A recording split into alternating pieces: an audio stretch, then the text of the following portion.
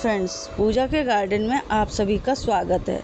अगर आप चाहते हैं कि आपके गार्डन में सितंबर और अक्टूबर के महीने में पौधे फूलों से लद जाएं, कलियां लगातार बनती रहें और आपका छोटा सा टेरेस या बालकनी गार्डन रंग बिरंगे फूलों से भर जाए, तो अगस्त का महीना बिल्कुल भी नज़रअंदाज मत कीजिएगा, क्योंकि सितंबर और अक्टूबर की शानदार फ्लावरिंग की तैयारी हमें अगस्त से ही शुरू करनी होती है। और आज की इस वीडियो में मैं आपको बताऊंगी ऐसे 8 ज़रूरी काम जिन्हें अगर आपने अगस्त में सही तरीके से कर लिया तो आने वाले महीनों में आपके फूलों वाले पौधों की ग्रोथ और फ्लावरिंग दोनों ही काफ़ी अच्छी हो जाएगी। इनमें से कुछ काम ऐसे हैं जिन्हें हम अक्सर छोटी बात समझकर छोड़ देते हैं, लेकिन यही छोटी छोटी गलतियां बाद में कम फूल आने का कारण बनती हैं। तो वीडियो के अंत तक आप ज़रूर देखिएगा, क्योंकि आखिरी टिप खास तौर पर फ्लावरिंग बढ़ाने की तैयारी से जुड़ी है। अगस्त में सबसे पहला काम है अपने फूलों वाले पौधों को अच्छी तरीके से निरीक्षण करना, उनके बारे में जानना कि हाँ, उनमें क्या कमी है, क्या सही चल रहा है। बारिश के मौसम में पौधों पर सूखे पत्ते, पीले पत्ते, कमज़ोर टहनियाँ और कभी-कभी कीट भी दिखाई देते हैं। सबसे पहले पौधे से सूखे और पूरी तरह ख़राब पत्तों को हटा दीजिए।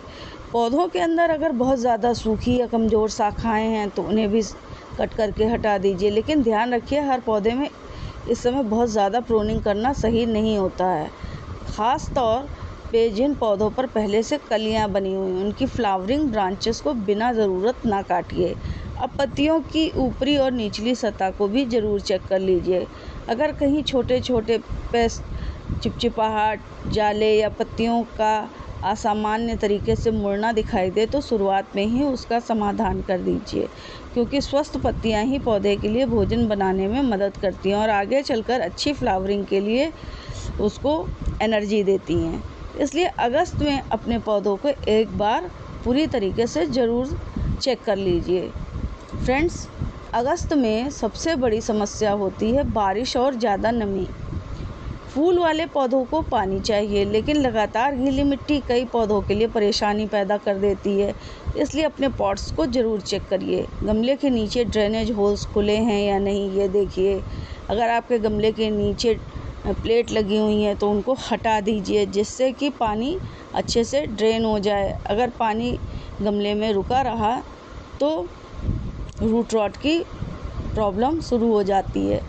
ऊपर की मिट्टी बहुत ज़्यादा सख्त हो गई तो उसे हल्का हल्का लूज़ कर दीजिए, लेकिन जड़ों को नुकसान नहीं पहुंचना चाहिए, इस बात का ध्यान रखिएगा। और सबसे ज़रूरी बात, पानी देख करके ही दीजिए। अगस्त में बारिश हो रही है तो हो सकता है कि पौधे को कई दिन तक अलग से पानी देने की ज़रूरत ही ना पड़े।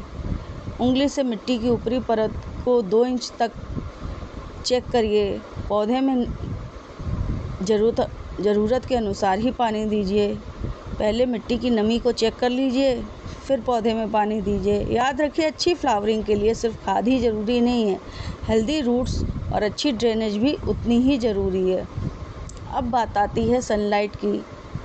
अगर आपका पौधा फूल देने वाला है लेकिन उसे पर्याप्त रोशनी नहीं मिल रही है तो सिर्फ खाद देने से मनचाही फ्लावरिंग नहीं मिलेगी। अगस्त में बारिश और बादलों की वजह से कई बार सनलाइट कम हो जाती है, इसलिए अपने पौधों की पोजीशन को ज़रूर चेक करिए। जिन पौधों को ज़्यादा रोशनी की ज़रूरत होती है उन्हें भी ऐसी जगह रखिए जहां उन्हें उपलब्ध प्राकृतिक रोशनी का अच्छा हिस्सा मिले, लेकिन अचानक किसी पौधे को बहुत तेज़ धूप में मत रख दीजिएगा। पौधे की ज़रूरत और मौसम के अनुसार धीरे धीरे लोकेशन को एडजस्ट करिएगा।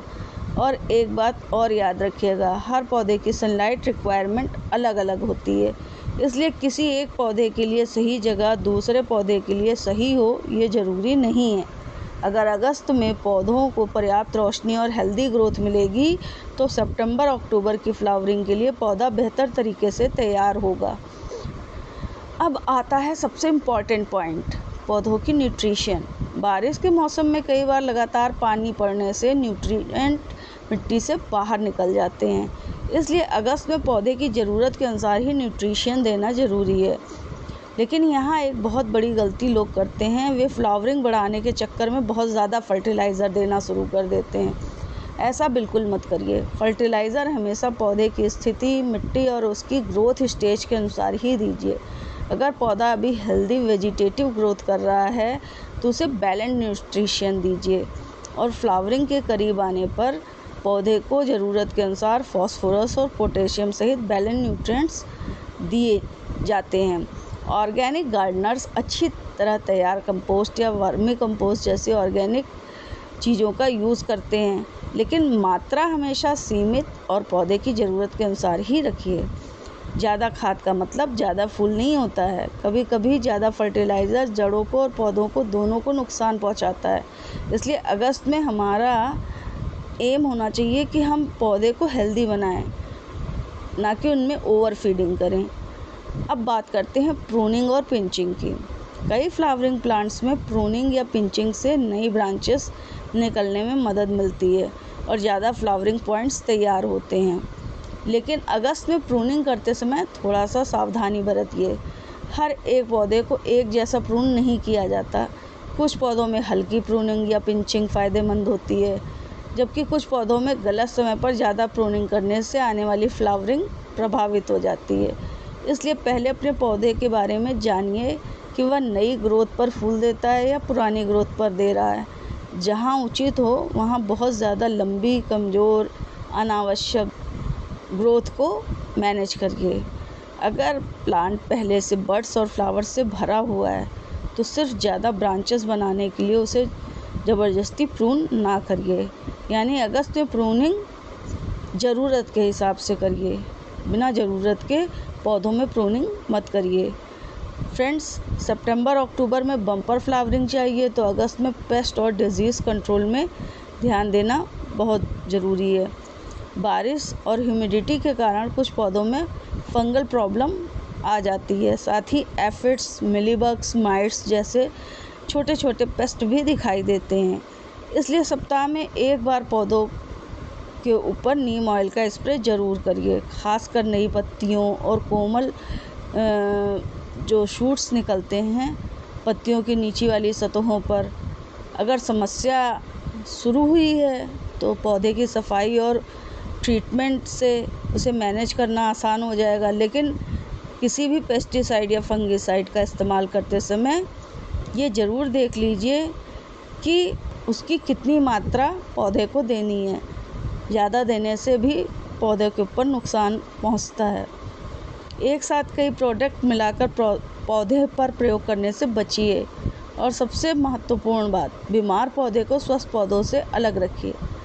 ये बहुत मददगार साबित होता है, क्योंकि सितंबर में फ्लावरिंग के समय अगर पौधा पहले से ही पेस्ट या डिजीज़ से कमज़ोर है तो उसका पूरा पोटेंशियल दिखाई नहीं देगा। अब एक छोटी लेकिन बहुत काम की बात, कई बार हम देखते हैं कि पौधा बहुत तेज़ी से पत्तियां और लंबी लंबी ब्रांचेस तो बना रहा है, लेकिन फूल बहुत कम आ रहे हैं। ऐसी स्थिति में सिर्फ फर्टिलाइज़र बढ़ाना समाधान नहीं है।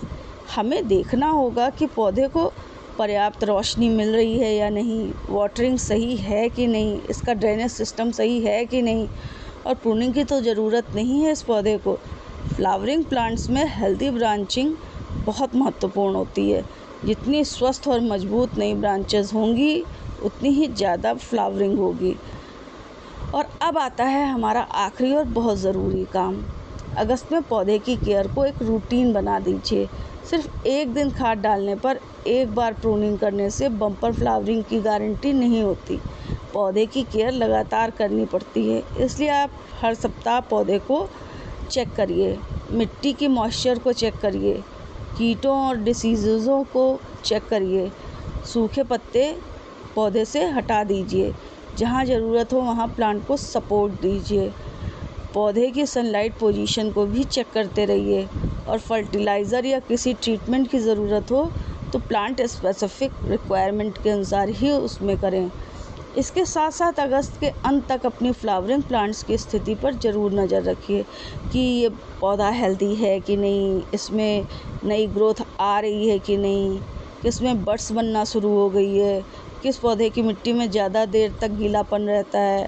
इन छोटी छोटी चीज़ों को नोट करने से आप सितंबर अक्टूबर में अपने गार्डन की केयर करने में बहुत आसानी होगी। फ्रेंड्स, एक बात ज़रूर कहना चाहूँगी, हर पौधे से सितंबर अक्टूबर में एक जैसी फ्लावरिंग की उम्मीद नहीं करनी चाहिए। फ्लावरिंग कई चीज़ों पर निर्भर करती है, प्लांट वैरायटी, उम्र, मौसम, सनलाइट, न्यूट्रिशन, वाटरिंग और ओवरऑल प्लांट की हेल्थ। इसलिए अगर किसी पौधे में तुरंत बड्स नहीं आ रही है तो घबराने की ज़रूरत नहीं है। पौधे को हेल्दी कंडीशन दीजिए, उसकी नेचुरल ग्रोथ साइकिल को समझने की कोशिश कीजिए और सबसे ज़रूरी, एक साथ बहुत सारे प्रयोग पौधे पर मत कीजिए। कभी ज़्यादा फर्टिलाइज़र, कभी ज़्यादा पानी, फिर प्रूनिंग और उसके बाद अलग अलग स्प्रे। ऐसा करने से पौधा स्ट्रेस में चला जाता है। कम लेकिन सही केयर से ज़्यादा लेकिन गलत केयर से इस तरह की चेक करने की आदत बेहतर होती है। तो फ्रेंड्स, अगर आपके गार्डन में भी सितंबर अक्टूबर में फूलों की भरमार चाहिए तो अगस्त को बिल्कुल नेगलेक्ट मत कीजिए। यही समय है कि पौधों को तैयार करने का, उनकी मिट्टी सुधारने का, सही लाइट देने का और ओवरऑल उनकी हेल्थ पर ध्यान देने का। और याद रखिए, सुंदर फूल अचानक नहीं आते, उनके पीछे सही समय पर की गई सही केयर ही होती है। अगर आपको यह वीडियो हेल्पफुल लगा हो तो वीडियो को लाइक ज़रूर करिए और गार्डनिंग पसंद करने वाले अपने फ्रेंड्स और फैमिली मेम्बर के साथ इसे शेयर भी करिए। अगर आप मेरे चैनल पर पहली बार आए हैं तो सब्सक्राइब करके बेल आइकन ज़रूर दबाइए, क्योंकि यहाँ आपको मिलती रहेंगी पौधों के सीजनल केयर, फ्लावरिंग टिप्स और गार्डनिंग से जुड़ी आसान और प्रैक्टिकल जानकारी। मिलते हैं अगली वीडियो में एक और खूबसूरत गार्डन टॉपिक के साथ। तब तक के लिए bye bye friends, happy garden.